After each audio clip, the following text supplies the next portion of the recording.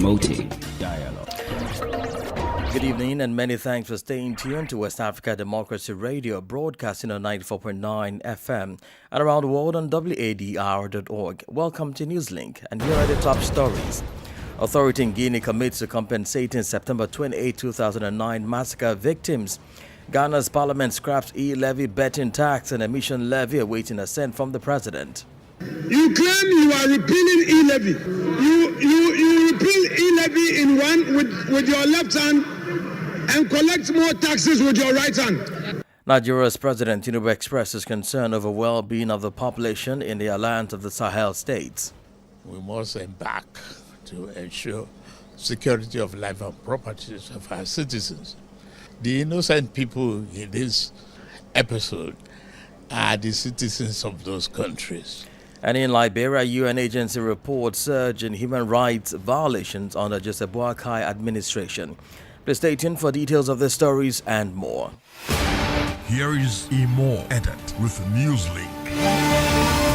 Many thanks for joining our broadcast. Let's begin in Guinea, where the Transitional Authority has pledged to compensate the victims of the September 28, 2009 massacre. This follows a decree signed to this effect. The decision comes 8 months after the conviction of Musa Dadis Camara and former officials involved in the massacre for crimes against humanity. Echatisu completes the story.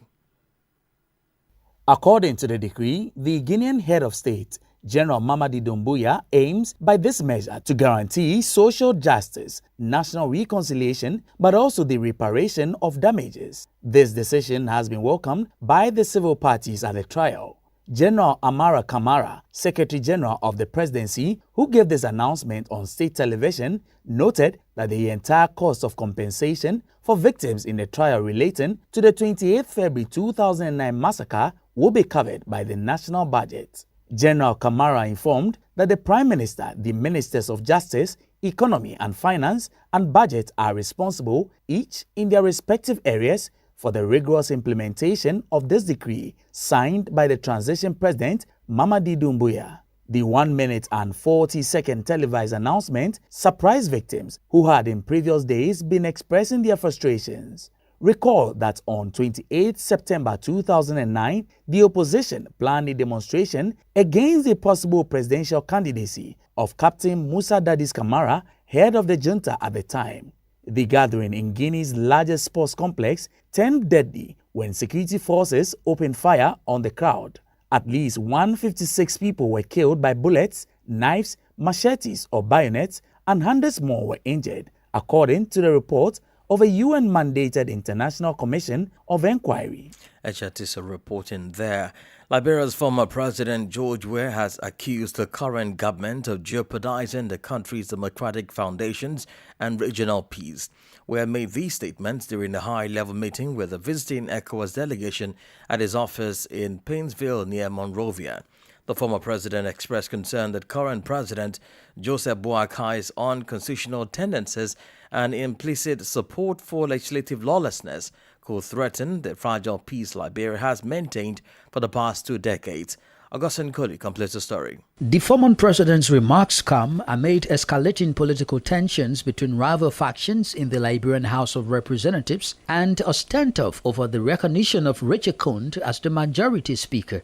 George Weah described recent decisions made by the Boakai's administration, including an attempt to replace 3 sitting members of the ECOWAS parliament, as unconstitutional and diplomatically embarrassing. The ECOWAS delegation, led by former UN Honor Secretary General for Political Affairs, Professor Ibrahim Kambari, is in Liberia to mediate the dispute, which is their second of such mission in less than a year. At the heart of the crisis is the refusal by the majority bloc of representatives to engage with the ECOWAS team after they addressed Richie Cound as honorable rather than speaker, which the bloc insists is a deliberate slight. On Monday, March 24, the ECOWAS team was turned away at the Capitol building by the majority bloc, which claimed that proper protocols had not been observed, including prior notification to Cound's office. In the wake of the snub, embattled Speaker Fonati Kofa and members of the Rule of Law Caucus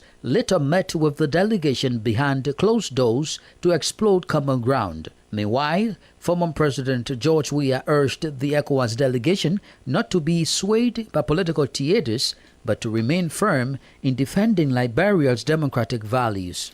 Augustine Kohli filed that report. Nigeria's President Bola Tinubu on Thursday received his Ghanaian counterpart John Mahama at the State House in Abuja, the capital. Mahama's visit to the presidential villa is his first official coming since its inauguration on January 7, 2025. Both leaders are expected to focus on strengthening diplomatic ties between Nigeria and Ghana, as well as discussing key regional issues within the Economic Community of West African States, ECOWAS. While speaking to State House correspondent, President Mahama stressed that bringing back the states of Mali, Niger, and Burkina Faso to ECOWAS still needs a more dialogue. Twofold: to thank him for the honor done me during my inauguration, but also to brief him on a visit I made to the Sahelian countries, Burkina Faso, Mali, and Niger, and to bring him up to date with some of the issues that I discussed with him. As ECOWAS chairman, it's my duty to come and brief him on some of the concerns that were raised there, so that we continue to see how to dialogue with those other countries. Well, it's a complicated situation, and it's not as easy as we might think, but we just need to continue to dialogue and see how we can continue to cooperate together. Ghana's President John Mahama speaking there. For his part, President Tinubu expressed concern about the population's well-being under the Alliance of Sahel States. I feel good that it's here in the first place, and I'm indeed very happy of the effort is made to have a bridge between the AES countries and the ECOWAS. It's not a bad idea for us because of the security situation in the Sahel region and what economic opportunity that we must embark to ensure security of life and properties of our citizens. The innocent people in this episode are the citizens of those countries. Not much about us, the leadership. The citizens must be the first, beneficiary and the first part of reasons together. That was Nigeria's President Bola Tinubu. Meanwhile, Nigeria's House of Representatives has rescinded its decision on the second reading of a bill for an act to remove the immunity conferred on the Vice President, state governors, and their deputies. The bill is set to be introduced to curb corruption, eradicate impunity, and enhance accountability in public affairs. Abdullah Hassan has more details in this report. However, the House has rescinded the second reading passage, saying the rescission is based on the need to subject the certain provisions of the bill to debate. The bill, which has passed its second reading, aims to amend Section 308 of the 1999 Constitution, retaining immunity for the President while stripping it from other top executive office holders. Swiftly, state governments voiced strong opposition to a bill in the House of Representatives seeking to remove the constitutional immunity shielding governors, deputy governors, and the Vice President from prosecution for crimes. Recall on Wednesday at plenary, the House, presided over by the Deputy Speaker, Benjamin Kalu, passed the bill through a second reading. The passage paved the way for its transmission to the House Committee on Constitutional Review for further legislative action. The proponents of the bill, including its sponsor, Solomon Bob, argued that removing immunity will strengthen the fight against corruption and enhance accountability. The House also rescinded its decision on a bill to abolish the death penalty. Abdullah Hassan filed that report. More stories coming up on West Africa Democracy Radio. Newslink continues. Now let's cross over to Ghana, where Parliament has amended and repealed some laws to do away with a number of taxes, which include the payment of the controversial e-levy betting tax, among others. This follows the total scrapping of these taxes by the legislative body. The governing NDC, while in opposition, promised to abolish these taxes, which they describe as unconventional. WDL's Accra correspondent Nadide Tete reports. Ghana's parliament has approved the scrapping of 3 controversial taxes: the electronic transfer levy, the betting tax, and emissions levy, in a move aimed at easing the financial burden on Ghanaians. The decision is now awaiting presidential assent to take effect. Finance Minister Dr. Kasiela Tuforsen says the tax cuts are meant to bring relief to citizens overburdened by the tax regime. But former Finance Minister Dr. Mohamed Amin Adam questioned the impact, disputing claims that reducing the tax refund account rate amounts to savings. Minority Leader Alexander Penyo-Marking also downplayed the significance of the tax reliefs, recalling that the previous NPP administration scrapped 15 taxes in 2017. You claim you are repealing e-levy. You repeal e-levy in one with your left hand and collect more taxes with your right hand. Mr. Speaker, this is most unfair. And besides, you are increasing the period to 2028. Majority Leader Mahama Yarega, however, argued that removing the e-levy alone will put 2 billion cedis back into the pockets of Ghanaians every year. He joked that some citizens could even use the savings to marry. 2 billion that they would have paid to government will now be their 2 billion. So this legislation, if passed, gives Ghanaians 2 billion Ghana cedis as disposable income that they can spend. They can pay their children's school fees. They can, build their homes. They can, those of us who want to get married, we can get married with it. Mr. Speaker, 2 billion Ghana cedis is being given back to Ghanaians by the passage of this. The tax cuts will take effect after President John Mahama gives it assent. For WADR, Nadide Tete, Accra. The High Court of Sierra Leone has sentenced 2 military officers, Aliu Badara Kanu and Chamu Bangura, to 120 years in prison each after a 12-member jury found them guilty of treason. The verdict comes after a high-profile trial surrounding an alleged plot to overthrow the government. Francis Boniface completes the story. Ali Badara Kanu and Tem Bangura were convicted on 2 counts, treason and misprision of treason, as a result of their failure to report knowledge of a planned coup. The verdict comes after a high-profile trial surrounding an alleged plot to overthrow the government. According to the indictment, the 2 officers conspired between June 24, 2023 and June 29, 2024 in Freetown to unlawfully remove the government. It further alleged that between January 1 and April 16, 2024, they knew of a plot involving some 2 captains and others but failed to report it to authorities. After deliberation, the jury returned with an unanimous guilty verdict, sealing the fate of both convicts. According to arguments made by the state prosecutor, Yusuf Isaac Sese, the evidence against the convict was clear and irrefutable. Francis Boniface with that report. Now, the Cameroonian Minister of Defense on Thursday said no fewer than 12 of its soldiers were killed on Monday night in an attack by Islamic militants on the border with Nigeria. According to the ministry, the attack also left over a dozen soldiers wounded and occurred in the Lake Chad area near the town of Wulgo.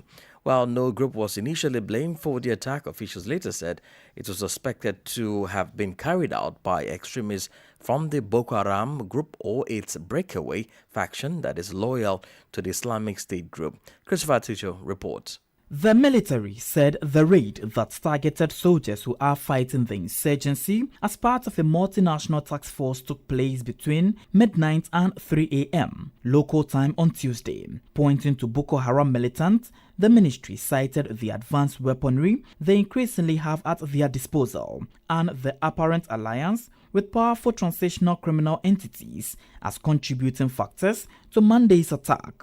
Boko Haram, initially based in Nigeria, took up arms in 2009 to fight Western education and impose its radical version of Islamic law. The conflict, now Africa's longest struggle with militancy, has spilled into Nigeria's neighbors, Chad, Niger, and Cameroon. Some 35,000 civilians have been killed and more than 2 million have been displaced in northeastern Nigeria alone, according to the UN. The 2014 kidnapping of 276 schoolgirls by Boko Haram in the village of Chibok in Borno State the epicenter of the conflict, captured the attention of the world.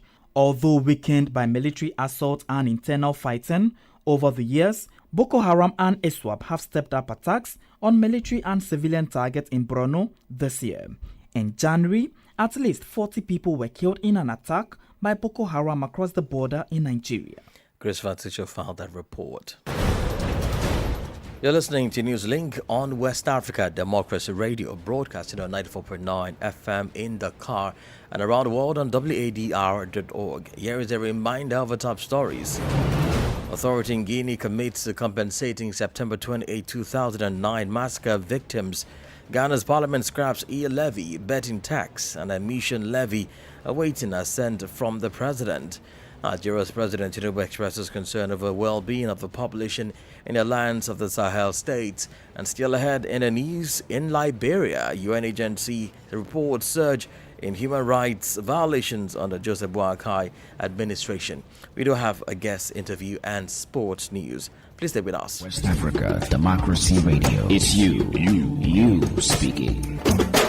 Don't forget you can listen to us live on wadr.org, and we urge you to follow live streams on YouTube and Facebook. We head now to Liberia, where the Independent National Commission on Human Rights, INCHR, has released a damning report for 2024, highlighting a dramatic increase in human rights violations under the President Joseph Boakai's administration. The findings reveal alarming trends in state security brutality, prolonged pre-trial detention, harmful traditional practices, rape, gender-based violence, and delays in the judicial process.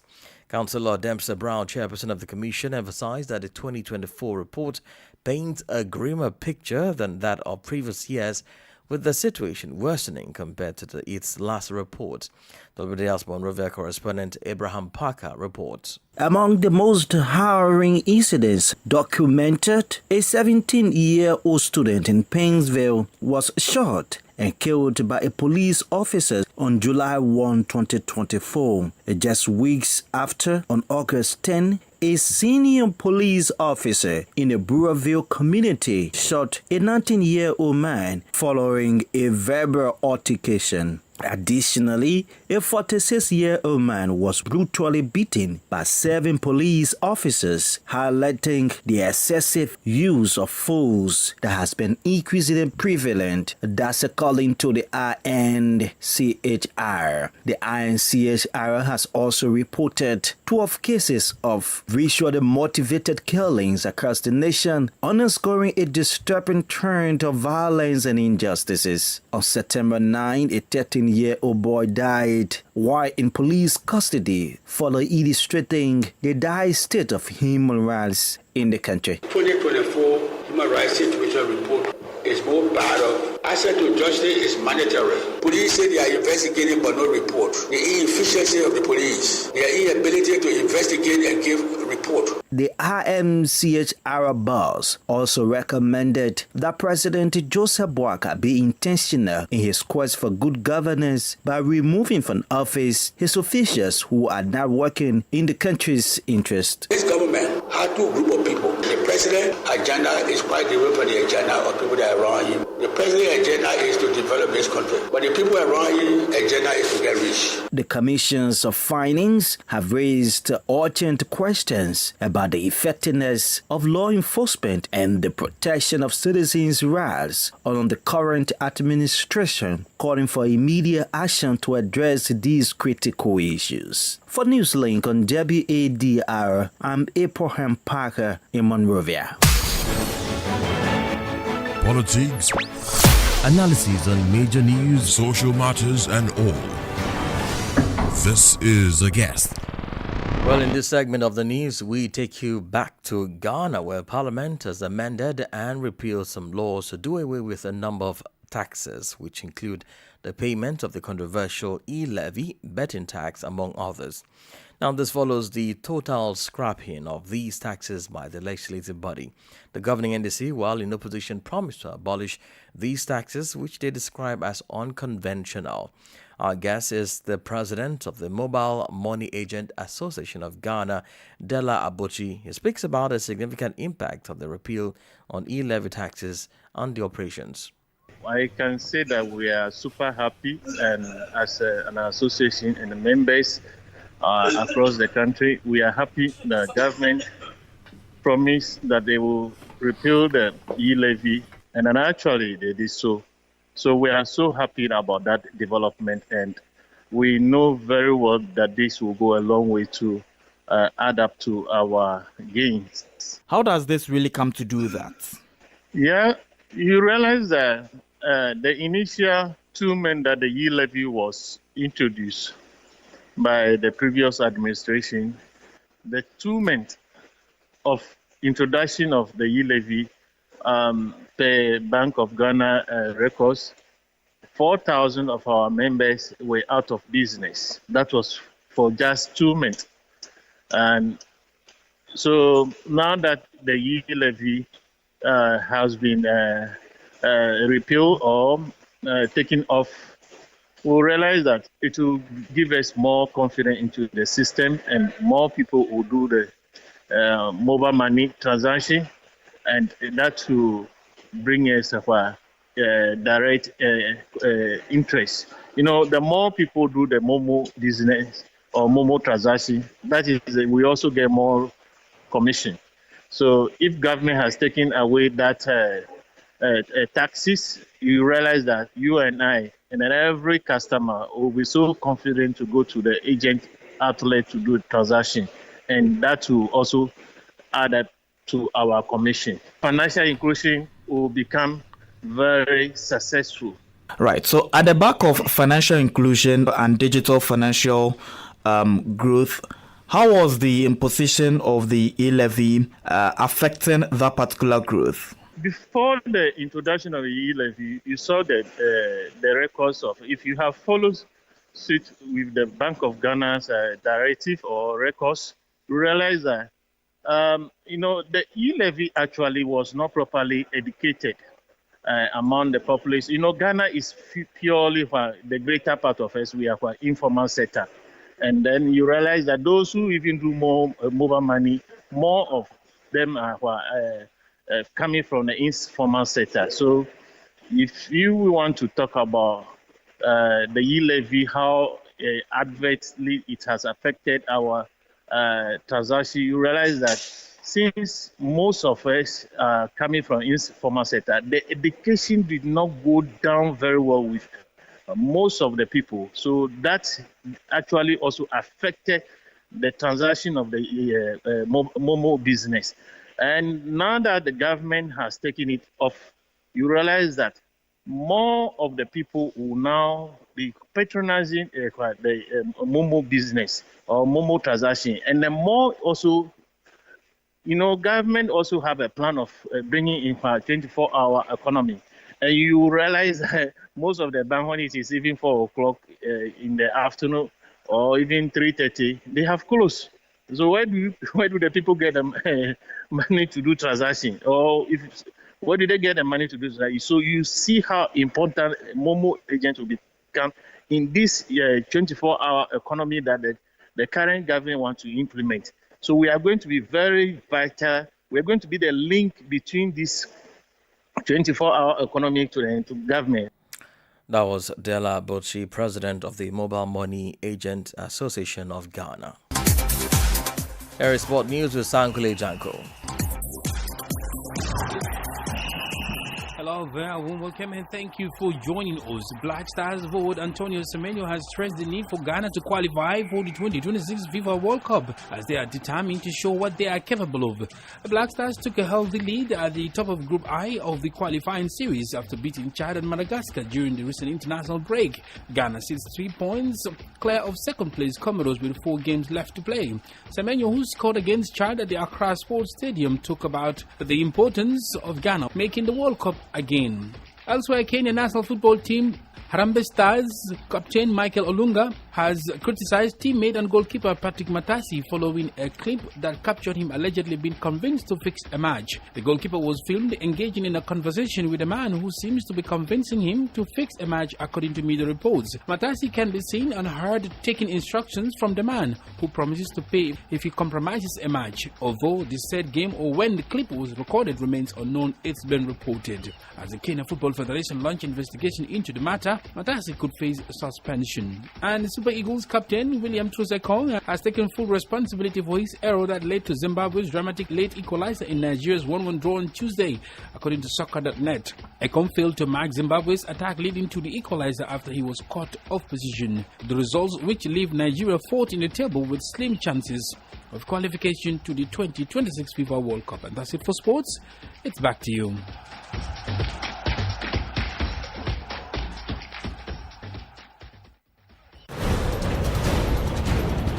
And we've come to the end of this edition of Newslink on West Africa Democracy Radio, broadcasting on 94.9 FM in Dakar. Thank you for listening, and many thanks to Ahmad Juf and Umudanyogo for the technical support. Let's keep the conversation coming on all of our social media platforms, X, formerly Twitter, Instagram @WADR News, and Facebook West Africa Democracy Radio English Service. Coming up at the bottom of the hour is our flagship environment program, Enviroscope. I am Imo Edit. Good evening. And many thanks to you for listening.